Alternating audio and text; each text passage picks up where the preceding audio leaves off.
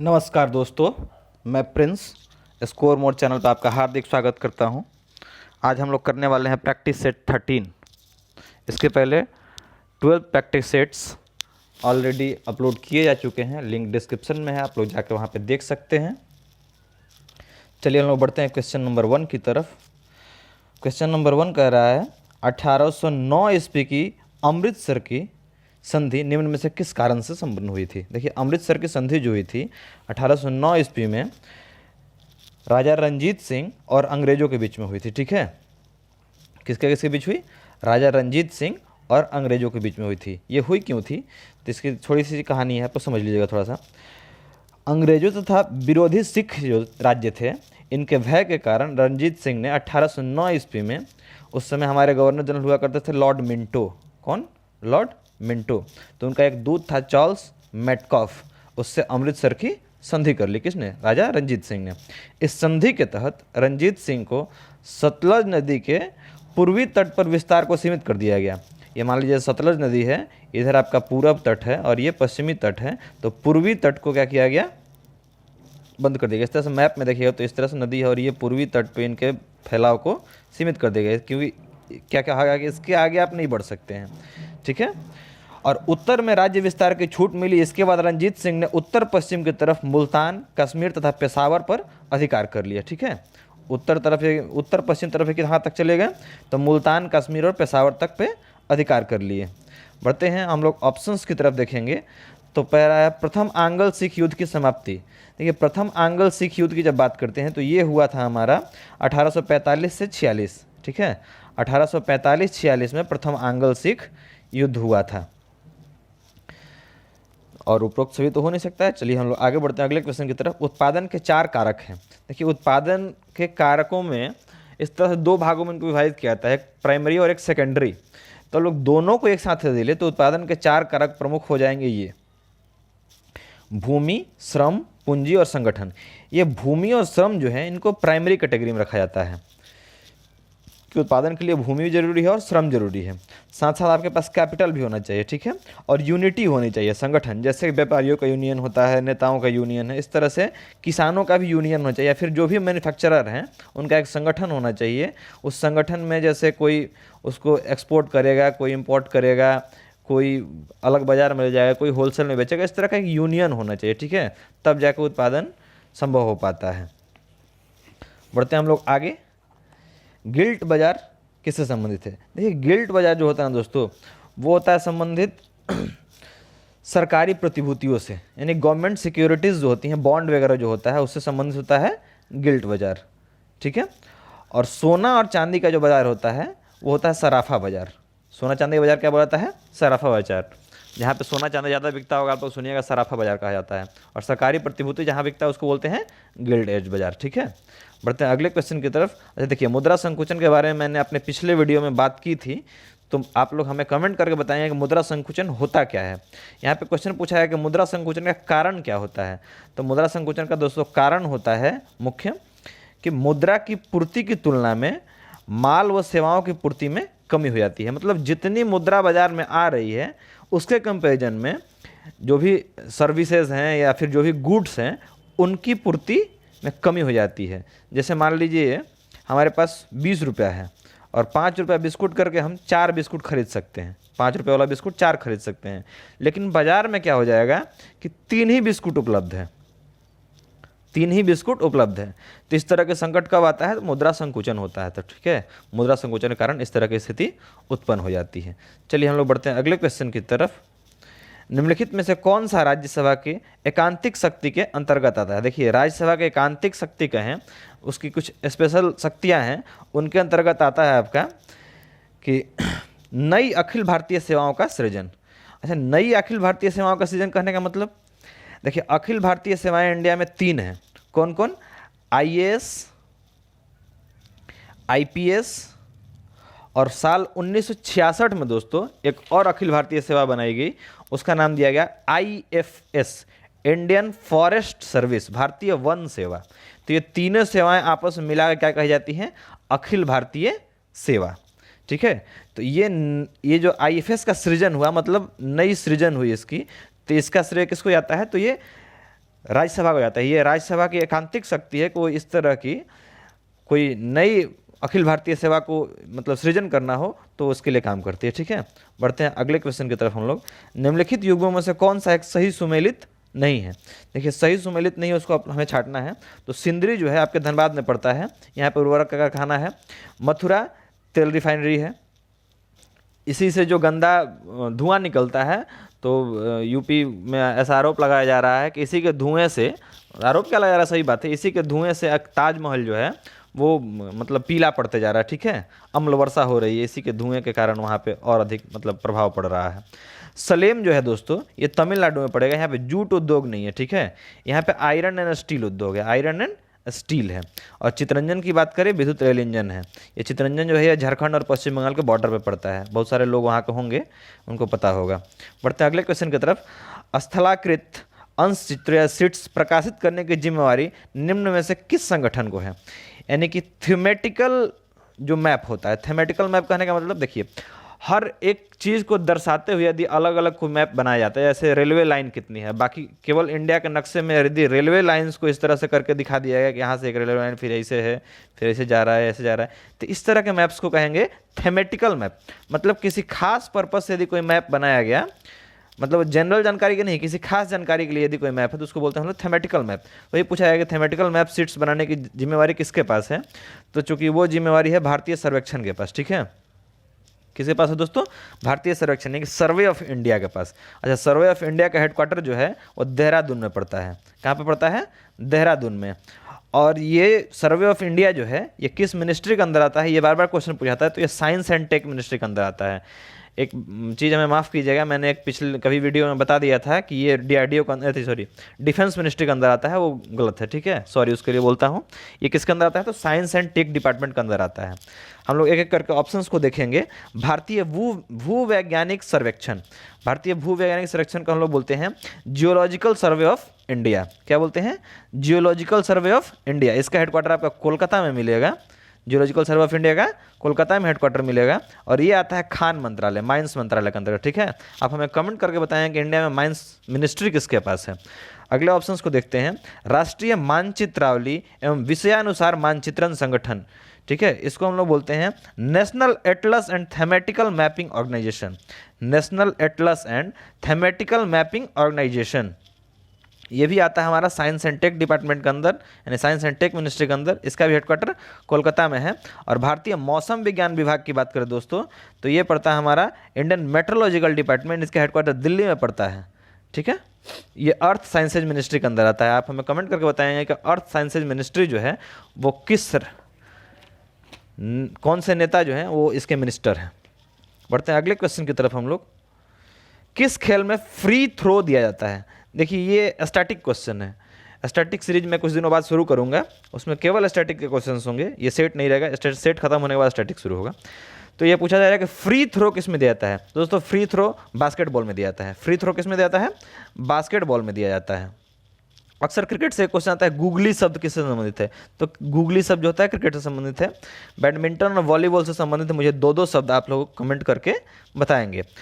अगला क्वेश्चन हमारा है, अखिल भारतीय कांग्रेस कमेटी की 14 जून 1947 को जो बैठक हुई, जिसमें भारत विभाजन के विपक्ष में किसने मतदान किया? देखिए भारत विभाजन के विपक्ष में मतदान करने वाले थे खान अब्दुल गफ्फार खान। किसने भी भारत विभाजन के विपक्ष में मतदान किया? तो खान अब्दुल गफ्फार खान ने किया था इस ऑप्शन के अकॉर्डिंग। उस मीटिंग का जो अध्यक्ष था वो कौन था?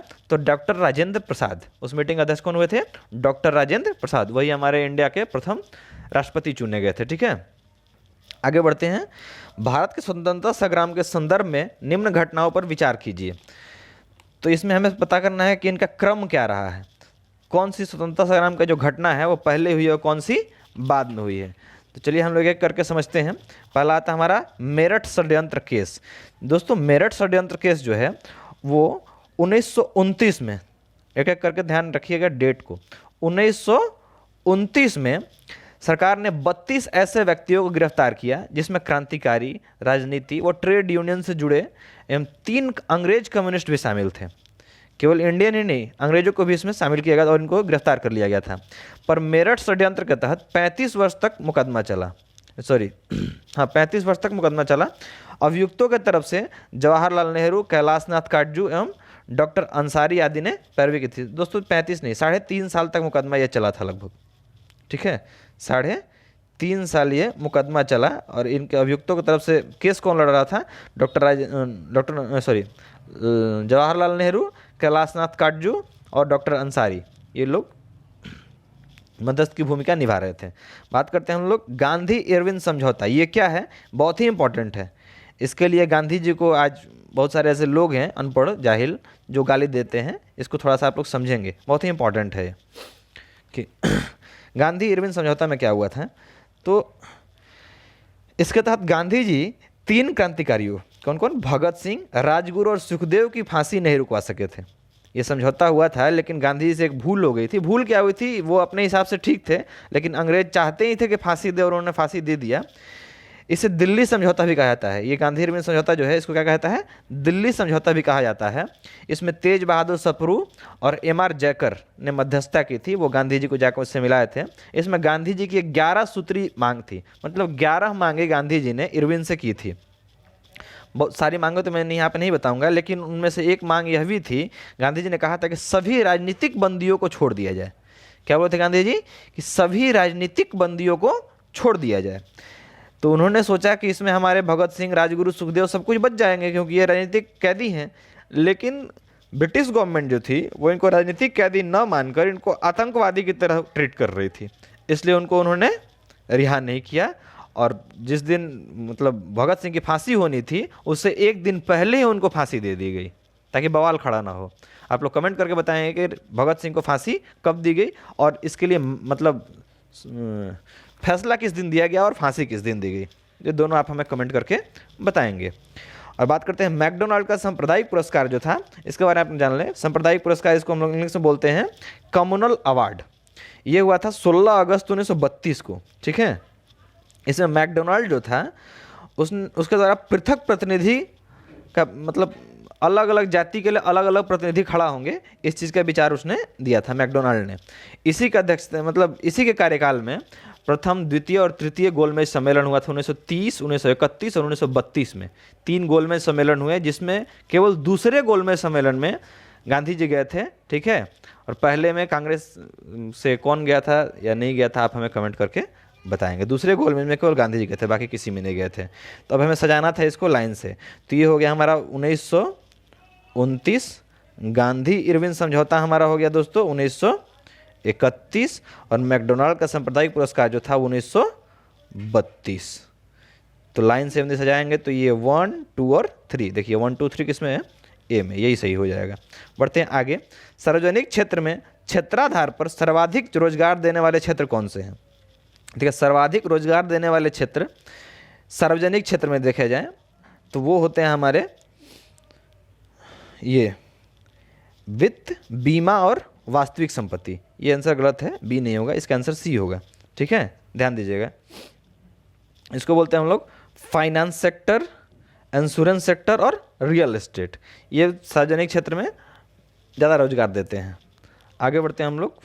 भारत में उत्कृष्ट व्यापार बाजार से आपका क्या संबंध है, क्या समझते हैं? उत्कृष्ट व्यापार बाजार से आप क्या समझते हैं? तो देखिए, ये बाजार कहा जाता है सुरक्षित प्रतिभूतियों का बाजार, यानी कि गवर्नमेंट सिक्योरिटीज़ का जो मार्केट है उसको हम लोग बोलते हैं उत्कृष्ट व्यापार बाजार, ठीक है। आगे बढ़ते हैं। निम्नलिखित युग्मों में से कौन सा एक सही सुमेलित नहीं है? इन सारी युग्मों की बात करें, इसमें कौन सही सुमेलित नहीं है तो मैं आपको बताते चलूँ। चित्रकूट प्रपात जो है ये छत्तीसगढ़ में है, गोकक जलप्रपात कर्नाटक में है, धुआंधार जलप्रपात मध्य प्रदेश में है, और डुडुमा जलप्रपात की बात करें तो ये दोस्तों असम में ना होकर कहाँ पे है? उड़ीसा में है, ठीक है। डुडुमा जलप्रपात कहाँ है? उड़ीसा में है। आगे बढ़ते हैं हम लोग। सिंधु सभ्यता से संबद्ध किन स्थलों से चावल की खेती के प्रमाण मिले हैं? देखिए, चावल की खेती के प्रमाण जो हैं दोस्तों वो मिले हैं लोथल और रंगपुर से। कहाँ से मिले हैं? लोथल और रंगपुर से। ये दोनों ही जो जगह हैं ये गुजरात से बिलोंग करते हैं। लोथल और रंगपुर कहाँ से बिलोंग करते हैं? गुजरात से बिलोंग करते हैं। अब बात करते हैं मोहनजोदड़ो की। अभी मैंने एक लिस्ट लगाई है नीचे, उसको आपको दिखा दूंगा। ये सब कहाँ से बिलोंग करते हैं और किस नदी के किनारे हैं, देखिएगा ध्यान से एक करके। कि हड़प्पा शहर जो है वो पाकिस्तान के माउंट गोमरी ज़िले में है, पाकिस्तान के माउंट गोवरी ज़िले में, और ये रावी नदी के किनारे है। मोहनजोदड़ो पाकिस्तान के लरकाना ज़िले में है और ये सिंधु नदी के किनारे है। सुदका गैंडोर की बात करें तो ये बलूचिस्तान में है, पाकिस्तान के बलूचिस्तान में, और ये दाश्त नदी के किनारे है। चनहुदड़ो की बात करें, इसके बारे में मैंने कुछ बताया था, आप लोग कमेंट करके बताएंगे। ये पाकिस्तान के सिंध प्रांत में है और ये सिंधु नदी के किनारे है। रंगपुर अहमदाबाद काठियावाड़, काठियावाड़ एक प्रायद्वीप होगा, मैं अगले क्वेश्चन में इसको दिखाऊंगा मैप में कहाँ पे है। तो ये भारत में है और ये मादर नदी के किनारे है। बढ़ते हैं आगे। कोट दीजी, ये सिंधु नदी के किनारे, सॉरी सिंध प्रांत में, पाकिस्तान में सिंधु नदी के किनारे। रोपड़ पंजाब में पड़ता है और ये सतलुज नदी के किनारे है। कालीबंगा हनुमानगढ़, ये राजस्थान का जगह है, यहाँ पे घग्गर नदी के किनारे। लोथल की बात करें तो ये भी अहमदाबाद के काठियावाड़ में, जहाँ रंगपुर है उसी के आसपास में ये भी है। ये भोगवा नदी के किनारे है, ठीक है। आलमगीरपुर मेरठ उत्तर प्रदेश, हिंडन नदी के किनारे। ये नदियों का नाम आप लोगों को खासा ख्याल रखना होगा क्योंकि अक्सर एग्जाम्स में पूछा जाता है। सुरकोटदा की बात करें दोस्तों तो ये कच्छ गुजरात में पड़ता है और ये साबरमती एवं भोगवा नदी के किनारे है। बनावली की बात करें तो ये हिसार हरियाणा में पड़ता है। हरियाणा में एक नया साइट भी खोजा गया है जिसपे मनोज बाजपेयी ने एक मूवी बनाई है, आप लोग उसको देखिएगा। मूवी नहीं है, वेब सीरीज है, उसको आप लोग देखिएगा। और ये है सरस्वती नदी के किनारे बनावली। बात करते हैं धौलावीरा की, ये कच्छ के रण यानी गुजरात में ये भी है। कच्छ का रण जंगली गधों के लिए प्रसिद्ध है अभी। तो यहाँ पे लूनी नदी के किनारे, लूनी नदी जो होती है वो कच्छ के रण में गुम हो जाती है, गिरती कहीं नहीं है, ये मिट्टी में ही गुम हो जाती है। तो इसको आप लोग याद रखिएगा हमेशा। राखीगढ़ी की बात करें तो ये हरियाणा में है, घग्गर नदी के किनारे। दैमाबाद अहमदनगर महाराष्ट्र में है और ये परवारा नदी के किनारे है। और देसलपुर की बात करें तो ये कच्छ वही एरिया और गुजरात में ये घृड नदी के किनारे है। एक चीज़ मैं आप लोगों को बता दूं, एक ट्रिक है, छोटा सा ट्रिक नहीं है, मतलब याद करने इससे आसान हो जाएगा कि जिस भी शहर के किनारे यदि मतलब जिस भी शहर इस एरिया के नाम में आपको इस तरह का कुछ नाम मिले, देखिए आपको मैं दिखा दूं, जिसके लास्ट में दड़ो लगा रहे, क्या लगा रहा है, दड़ो या फिर दीजी, ऐसा कुछ रहे तो आप लोग सीधा सीधा पहुंच जाएंगे कहाँ, पाकिस्तान। हमेशा पूछता है कि मोहनजोदड़ो कहाँ है, सीधा कहाँ पहुंचेंगे, पाकिस्तान। जिसमें दड़ो रहे, मोहनजोदड़ो, कोट दीजी, चन्हुदड़ो, जुरिदजोदड़ो, इस तरह से बहुत सारे नाम आपके सामने आएंगे। जिसमें दड़ो लगा हुआ है सीधा पाकिस्तान पहुंचना है। दीजी ये भी पाकिस्तान पहुंचेगा। बाकी आप लोग धीरे धीरे नाम याद कर लीजिएगा इंडिया में कौन कौन सा है। तो इस तरह से इस लिस्टिंग को तो पूरा कंप्लीट कर जाइए, किस नदी के किनारे किस राज्य में, ये बहुत ज़रूरी है, हमेशा पूछा जाता है। बढ़ते अगले क्वेश्चन की तरफ। वर्ण शब्द का प्रयोग वैदिक युग में किस संदर्भ में किया जाता है। देखिए वर्ण शब्द का प्रयोग जो है वैदिक युग में दोस्तों वो किया जाता है, मतलब उस समय वर्ण बांटा जाता है जातियों के लिए। कौन कौन सी जातियाँ होती थी उस समय, तो जातियाँ थी 4। कौन कौन सी जातियाँ, तो ब्राह्मण, क्षत्रिय, वैश्य और शूद्र। कौन कौन सी जाति थी, इसी को वर्ण बोला जाता था। तो ब्राह्मण, वैश्य, ब्राह्मण, क्षत्रिय, वैश्य और शूद्र। ये ऑप्शन गलत है, आंसर जो यहाँ पे दिया हुआ ये गलत है, डी नहीं होके ए होगा। अब देखिए हम लोग बात करते हैं क्या करके। तो ब्राह्मण किसको बोला जाता था, तो जो लोग, ये वहाँ पे कर्म की प्रधानता थी, उस वैदिक युग में कर्म की प्रधानता थी, धर्म की नहीं। आप जहाँ जन्म लिए वही आपकी जाति धर्म नहीं हो जाएगी। उस समय जाति की तो कोई बात ही नहीं करता था, केवल वर्ण मतलब कर्म के आधार पर बनाया गया था। तो ब्राह्मणों का काम था लोगों को शिक्षा दीक्षा देना, क्षत्रियों का काम था युद्ध लड़ना, लोगों को मतलब सेफ फील कराना, एक तरह सभी के हिसाब में कर सकते हैं। और वैश्य का काम था बनिया, जो व्यापार करते थे। और शूद्र जो होते थे वो लोगों के यहाँ नौकरी करते थे। जैसे आज हम लोग नौकरी के लिए मरे जा रहे हैं, पढ़े जा रहे हैं, पढ़ के दिन भर लगे रहते हैं, नौकरी करना है, सरकारी नौकर बनना है, उसको उस समय शूद्र कहा जाता था। और लड़कियों ध्यान दो, उस समय लड़कियों को शूद्रों से विवाह करना मना था, मतलब नौकरी करने वालों से आपको शादी नहीं करनी है। और आज क्या है, पहले नौकरी लो का बाद शादी करेंगे। ठीक है भाई, अपना अपना चॉइस है, करते रहो, कोई दिक्कत नहीं है हमें।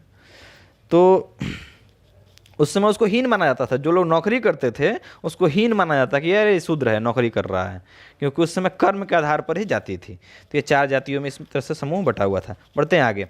फेरा के स्थान पर लाए गए फेमा में मुख्य बल निम्न में से किस बात पर दिया गया था। दोस्तों देखिए फेमा जो है और फेरा जो है, ऐसा कि इसके नाम से ही स्पष्ट है कि फेरा का फुल फॉर्म होता है फॉरेन एक्सचेंज रेगुलेशन एक्ट। क्या है? रेगुलेशन, मतलब ये रेगुलेट करता है। और इसका नाम रहा फॉरेन एक्सचेंज मैनेजमेंट एक्ट। ये मैनेज करने के लिए लाया गया। ये 1973 से कार्यरत था, लेकिन इसको नए तरीके से लाया गया। कब? 1999 में इसका बिल पारित हुआ, लेकिन 2000 से ये पारित हो गया, पूरी तरह से लागू हो गया। ठीक है, कब से? 2000 से ये लागू हो गया, फेमा। तो इसमें पैसे को मैनेज करना सिखाया, मतलब बताया गया है कि किस तरह से विदेशी धन जो इंडिया में निवेश कर लिया आ रहा है उसको कैसे कैसे मैनेज करना है। और फेरा में केवल रेगुलेट किया था, उसको संभाल कर रखा था, ये रखे रहो रखे रहो। अब नहीं, अब उसको कैसे मैनेज किया जाए, कैसे इंडिया में उसका उपयोग किया जाए सही तरीके से, उसके बारे में बात की जा रही है फेमा में। अब क्या हो रहा है कि पहले ये क्रिमिनल केस था। फेरा में यदि आप कुछ गड़बड़ करते थे तो एक तरह का क्रिमिनल केस था, आपको जेल हो जानी थी। लेकिन फेमा में ऐसा कुछ नहीं है। फेमा में उस क्रिमिनल केस को हटा के इसको एक तरह से बना दिया गया दीवानी मामला। ठीक है, सिविल मामला। इसमें आपको केस में जुर्माना वगैरह दिया जाएगा और कुछ नहीं होगा। तो पहले इसको मानना ही था, नहीं तो आपको जेल होता, कारावास हो जाता। लेकिन अब ये स्वैच्छिक अनुपालन रह गया है। तो आंसर क्या हो जाए इसका? स्वैच्छिक अनुपालन। बढ़ते अगले क्वेश्चन की तरफ। संविधान निर्मात्री परिषद की झंडा समिति के अध्यक्ष कौन थे? देखिए, संविधान निर्मात्री परिषद में झंडा समिति जो थी उसके अध्यक्ष कौन थे, इसके बारे में पूछा जा रहा है। तो झंडा समिति के अध्यक्ष थे दोस्तों JB कृपलानी। कौन थे? JB कृपलानी। और डॉक्टर राजेंद्र प्रसाद जो थे दोस्तों, वो ये नियम समिति के अध्यक्ष थे और साथ साथ संचालन समिति के अध्यक्ष थे। और BR अम्बेडकर की बात करें तो ये प्रारूप समिति के अध्यक्ष थे। बढ़ते हैं अगले क्वेश्चन की तरफ। राज्यसभा में राज्यों को प्रतिनिधित्व निम्नांकित में से किस आधार पर दिया जाता है? यानी कि जो राज्यसभा के प्रतिनिधि खड़े होते हैं वो किस आधार पर खड़े होते हैं? तो ये खड़े होते हैं दोस्तों उस राज्य की जनसंख्या के अनुपात पे। किस राज्य में कितनी जनसंख्या है, इससे डिपेंड करता है कि उस राज्य में कितने राज्यसभा के सदस्य होंगे। जितना छोटा राज्य, मतलब जितनी कम जनसंख्या, उतने कम राज्यसभा की सीटें। सबसे अधिक राज्यसभा की सीट उत्तर प्रदेश में है। ठीक है, ये आप लोग याद रखिएगा। बढ़ते हैं आगे। याम्योत्तर रेखा में 1 डिग्री का अंतर होने से क्या होता है? अब ये याम्योत्तर रेखा क्या होती है, इसके बारे में थोड़ा सा मैं परिचय आप लोगों को करा दूँ। एक दिन और मैंने कराया था। तो ये हमारा हो गया पृथ्वी, ये हो गया हमारा भूमध्य रेखा, और इसको हम लोग बोलते हैं देशांतर रेखा। ठीक है, यानी इसको बोलते हैं लॉन्गिट्यूड और इसको बोलते हैं लेटीट्यूड। लेटा हुआ मतलब लेटीट्यूड, और लंबा खड़ा है तो लॉन्गिट्यूड। अब ये जो है ये हर 1 डिग्री पे इस तरह से खींचा गया है। कहाँ से? उत्तरी ध्रुव से दक्षिणी ध्रुव को ये मिलाता है। इसके बीच का जो लाइन है इसको बोलते हैं हम लोग प्रधान मध्याह्न रेखा। ठीक है, प्राइम मेरिडियन लाइन। ये कहाँ पे है? तो लंदन से होकर गुजरता है। ठीक है, लंदन से होकर ये गुजरता है। अब यहाँ से यदि हम इस तरफ बढ़ते हैं, मतलब पूरब हुआ ये और ये हुआ पश्चिम। यदि हम पूरब की तरफ बढ़ते हैं तो हर 1 डिग्री पे 4 मिनट का टाइम दोस्तों बढ़ेगा। क्या होगा? हर 1 डिग्री पे 4 मिनट का टाइम इधर बढ़ेगा। और इधर आएंगे तो हर 1 डिग्री पे 4 मिनट का टाइम इस लंदन से घटेगा। ठीक है, ध्यान रखिएगा। कहाँ से? प्राइम मेरिडियन लाइन से ही टाइम बढ़ता और घटता है। तो इस तरह से जितना हम लोग आगे बढ़ेंगे उतना टाइम इधर पूरब की तरफ बढ़ेगा और पश्चिम की तरफ घटेगा। तो इंडिया हमारा लाई करता है 82.5 डिग्री पे। इंडिया के ठीक बीचों बीच से एक मानक मान लिया है कि इलाहाबाद के नैनी के आसपास से लाइन गुजरती है इंडिया में, तो 82.5 डिग्री पड़ता है। तो 82.5 डिग्री इंडिया किधर है? इंडिया इंग्लैंड से इस तरफ, यानी कि पूरब की तरफ है। मतलब क्या होगा? टाइम बढ़ेगा। तो मान लीजिए हम मोटा मोटे मानते हैं 82 डिग्री, इसमें आप 4 से इंटू कर दीजिए, क्योंकि हर 1 डिग्री में 4 मिनट बढ़ रहा है। तो 4 दूना 8 और 8 चौके 32, यानी 328 मिनट बढ़ गया। 328 मिनट कहने का मतलब दोस्तों 300 मिनट मतलब 5 घंटा, 5 छक्का 30, और 28 मिनट को आप 30 मिनट तक यदि कंसीडर कर लेते हो तो 5 घंटा 30 मिनट प्लस GMT ऐसा लिखा जाता है कि इंडिया का जो टाइम है वो ये ग्रीनविच लाइन से कितना आगे है? तो 5 घंटा 30 मिनट आगे है। कैसे आगे है आप लोगों को मैंने बता दिया। वही क्वेश्चन यहाँ पे पूछा गया था, इसको ध्यान दीजिएगा एक बार। ठीक है, कि याम्योत्तर रेखा में 1 डिग्री का अंतर होने से क्या होता है? तो या तो आप पूरब जाइए तब 4 मिनट का अंतर हो जाएगा, या पश्चिम जाइए तब 4 मिनट का अंतर हो जाएगा। तो इस तरह से हम लोग इसका ऑप्शन देख के आंसर निकाल सकते हैं दोस्तों कि पूर्व और पश्चिम दोनों में 4 मिनट का अंतर आ जाता है। ठीक है, आगे बढ़ते हैं। निम्नलिखित वंशों में कौन सा कला के गंधर्व घराने से संबंधित था? तो कला के गंधर्व घराने से दोस्तों संबंधित था कुषाण। ठीक है, यह ध्यान रखिएगा आप लोग। आगे बढ़ते हैं हम लोग। देखिए ये क्वेश्चन जो था कल का क्वेश्चन था, ये मुझसे छूट गया था तो मैं आज इसमें मैंने इंक्लूड कर दिया है। सर्वोच्च न्यायालय, ध्यान दीजिएगा, सर्वोच्च न्यायालय, निर्वाचन आयोग, संघ लोक सेवा आयोग, नियंत्रक महालेखा परीक्षक जैसी संस्थाएं जो हैं उनके लक्षण, एक लक्षण समान है। वो लक्षण क्या है भाई? तो ये सारी जो संस्थाओं का नाम हमने लिया, ये सभी वैधानिक संस्थाएं, संवैधानिक संस्थाएं। ठीक है, इनका जिक्र संविधान में किया गया है, तो यही इनमें समानता थी। एक बहुत ही इंपॉर्टेंट क्वेश्चन है, इसको मैंने इसीलिए इसमें इंक्लूड किया है और मैंने आपको पीछे बताया भी था थोड़ा सा।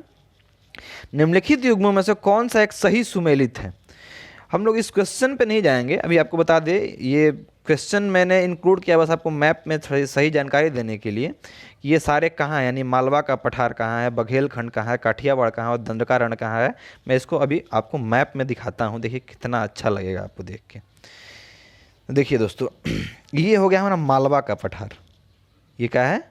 मालवा का पठार, ध्यान देते रहिएगा। ये होता है मालवा का पठार और ये होता है हमारा बुंदेलखंड। ये कौन सा इलाका है? बुंदेलखंड। ठीक है, और ये होता है हमारा बघेलखंड। देखते रहिएगा लोकेशन आप लोग। ये होता है बघेलखंड। अब ये किस किस राज्य में पड़ता है इसके बारे में यदि मैं आपको से बात करना चाहूँ, देखिए मैं बताता हूँ आपको एक एक करके। और यहाँ पे देखिए एक आपको मिलता है दंडकारण्य, ये दिख रहा है दंडकारण्य। अब इसकी कहानी मैं छोटी सी एक बताऊंगा दंडकारण्य की। यही बस्तर का इलाका है। देखिए मैंने कहाँ कहाँ घेरा था वो मैं आपको बताता हूँ। देखिए यही था हमारा एरिया बुंदेलखंड का, ध्यान दिए थे आप लोग। देखिए यहाँ पे मैंने घेरा मालवा का पठार। मालवा के पठार के ठीक आप लोग उत्तर पूर्व की ओर जाइएगा तो बुंदेलखंड और वहाँ से आगे बढ़िएगा तो बघेलखंड मिलेगा। अब मैं मैप पे आपको दिखाते चलूँ। ये हो गया हमारा क्या? मालवा का पठार। ये एरिया ये किस में आता है? तो मध्य प्रदेश के आसपास में आ जाएगा। ठीक है, यहाँ पे हमारा क्या था? बुंदेलखंड। और ये था हमारा छत्तीसगढ़ का एरिया बघेलखंड। ठीक है, और नीचे में आते हैं तो ये था हमारा दंडकारण्य। ये क्या था? दंडकारण्य था दोस्तों।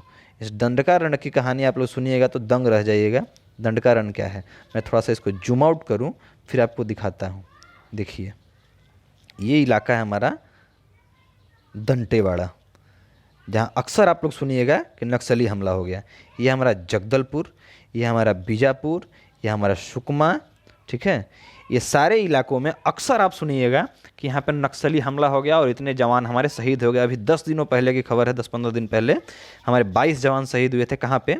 तो इसी बीजापुर इलाके में। इस पूरे इलाके को दोस्तों मिला करके, इतना इलाके को मिला करके एक नाम दिया जाता है बस्तर का इलाका। कौन सा नाम दिया जाता है?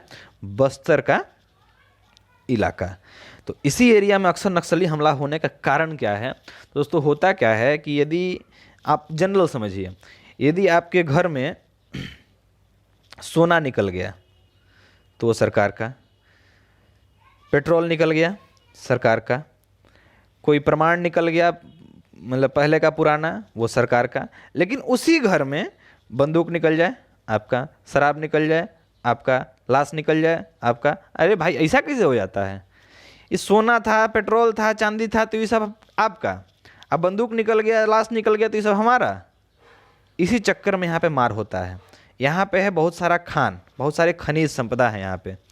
अब सरकार कहती है कि यहाँ के जितने लोग हैं वो लोग खाली करो, यहाँ पे कोई विकास नाम का चीज़ नहीं है। आप लोग कभी देखिएगा, बस्तर टॉकीज करके एक चैनल है यूट्यूब पे, उसको आप लोग देखिएगा। बड़ा ही मतलब ग्राउंड रिपोर्ट करता है वो, बड़ा अच्छा लगा मुझे, इसलिए मैं आपको रिकमेंड कर रहा हूँ।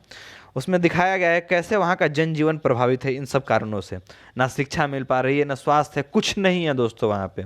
तो वहाँ के लोग कहते हैं कि हम लोग जो यहाँ पे अपना ज़मीन खाली करके जाएंगे, हम लोगों को कहीं अच्छी चीज़, अच्छी सुविधा दी जाए, लेकिन वो भी तो देने से सरकार मतलब बार बार हाथ उठा लेती है। तो ये लोग इसको छोड़ना नहीं चाहते हैं और सरकार इस पर कब्जा करना चाहती है। इसके लिए बीच बीच में इसमें लड़ाई होते रहता है और अक्सर नक्सली हमला में हमारे जवान मारे जाते हैं। लेकिन सरकार को इसकी सुध कहाँ है? कोई सुनने वाला नहीं है। हम लोग थोड़ा सा आगे बढ़ेंगे अब। ठीक है, यहाँ पे आपको कुछ और मैं दर्शन कर रहा हूँ राज्य दर्शन में। देखिए ये हम बात कर रहे थे कक्ष प्रायद्वीप की, जो मैंने क्वेश्चन में छोड़ा था कक्ष प्रायद्वीप। देखिए कक्ष प्रायद्वीप यही है दोस्तों, ये है पूरा हमारा कक्ष का रण क्षेत्र। ये पूरा मरुस्थल एक तरह से कर लीजिए, उजला बालू है इधर, और इसमें जंगली गधे पाए जाते हैं खास करके, और ये पाकिस्तान के साथ सटा हुआ बॉर्डर है। और यहाँ से कर्क रेखा निकलती है। कर्क रेखा भारत के 8 राज्यों से होकर गुजरती है। तो आप लोग हमें कमेंट सेक्शन में बताएं कि वो 8 राज्य कौन से हैं। तो ये कक्ष का रण क्षेत्र जो है वो कक्ष प्रायद्वीप कहा जाता है। और ये शुरू कहाँ से होता है, ख़त्म कहाँ पर होता है, इसके बारे में थोड़ा सा मैं आपको डिटेल्स दे दूँ। तो ये देखिए कक्ष की खाड़ी जो है, इससे ऊपर का जो क्षेत्र होता है उसको बोलते हैं कक्ष प्रायद्वीप। अब आता है हमारा काठियावाड़ प्रायद्वीप क्या होता है। देखिए दोस्तों, ये काठियावाड़ प्रायद्वीप की कहानी थोड़ी सी निराली है, इसको ध्यान दीजिएगा। ये गुजरात के मतलब अच्छे अच्छे शहर जो हैं इसके किनारे बसे हुए हैं, राजकोट, सूरत वगैरह वगैरह इधर आके बस गया है, ध्यान दीजिएगा इस पर। तो ये कच्छ की खाड़ी से लेके, ये कच्छ की खाड़ी से लेके और खंभात की खाड़ी तक, कच्छ की खाड़ी से खंभात की खाड़ी तक का जो क्षेत्र है दोस्तों, ये कहा जाता है हमारा पूरा काठियावाड़ प्रायद्वीप। अच्छा, प्रायद्वीप किसको कहते हैं? जो 3 तरफ से पानी से घिरा हुआ क्षेत्र होता है उसको हम लोग क्या कहते हैं? प्रायद्वीप कहते हैं। तो यहाँ पे आप ध्यान दीजिएगा तो आपको दिखेगा कि सर पानी यहाँ भी, पानी इधर से भी और पानी इधर से भी, इसलिए इसको हम लोग क्या करते हैं? प्रायद्वीप कहते हैं। ठीक है, तो ये हो गया हमारा काठियावाड़ प्रायद्वीप। तो इसमें बहुत सारे ज़िले आएंगे, इसमें गिर की पहाड़ियाँ हैं। और आज मैंने क्वेश्चन पूछा था कि सबसे लंबा मंदिर रोपवे, तो ये गिर की पहाड़ियों के लिए रोपवे का उद्घाटन किया गया मोदी जी के द्वारा। ये गिर की पहाड़ियों तक जाएगा, सॉरी गिर पहाड़ियाँ यहाँ तक के लिए बनाया गया है। ठीक है, तो काठियावाड़ समझ में आ गया है कि कच्छ की खाड़ी से लेके खंभात की खाड़ी तक का जो एरिया है वो कहा जाता है काठियावाड़ क्षेत्र। और ये इसमें कौन कौन सा राज्य, मतलब कौन कौन सा शहर पड़ेगा उसके लिए मैंने यहाँ पे अलग से मैप लगाया है। देखिए यहाँ पे क्या क्या पड़ेगा आपका। पोरबंदर, जहाँ पे गांधी जी का जन्म हुआ था। यहाँ पे बात करते हैं कि सोमनाथ मंदिर जो है, देखिए वो भी इसी के किनारे है। बात करते हैं आपको जूनागढ़, नवागढ़ वगैरह वगैरह जो इलाके हैं वो सब इसी में पड़ते हैं। जामनगर, राजकोट, भावनगर इत्यादि, ये सब बहुत ही महत्वपूर्ण इलाके हैं आपके इधर गुजरात के, वो सारे किस में पड़ते हैं? तो काठियावाड़ प्रायद्वीप में पड़ते हैं। आप लोग याद रखिएगा, बहुत ही इंपॉर्टेंट जगह है। तो आज का वीडियो यहीं ख़त्म होता है। आप लोग चैनल को सब्सक्राइब करो, अपने दोस्तों को शेयर करो ताकि वो लोग भी इसका लाभ उठा सकें। और मैप की क्लास मतलब अगले सप्ताह से मैं अलग से शुरू करूँगा, जिसमें केवल मैं मैप पढ़ाऊँगा। ठीक है, तो उसमें बताऊँगा कि आपको कौन कौन सा मैप खरीदना होगा और बुक कौन सा लेना होगा वगैरह वगैरह, अगले सप्ताह में बताऊँगा। उसके लिए मैं अभी थोड़ा सा तैयारी कर रहा हूँ। और क्विज़ के लिए बता दूँ कि आप लोग 30 में सारे सेट वाइज क्विज होते हैं। आप हमारे टेलीग्राम चैनल में जुड़ सकते हैं क्विज़ करने के लिए। धन्यवाद, खुश रहिए, पढ़ते रहिए।